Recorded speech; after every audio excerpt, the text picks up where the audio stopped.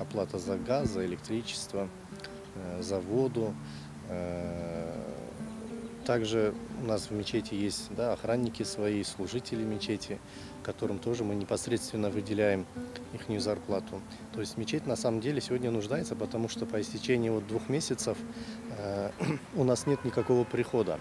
Традиционно, оно испокон веков, эти религиозные сооружения нам всегда помогали люди. За счет пожертвования людей они как бы держатся.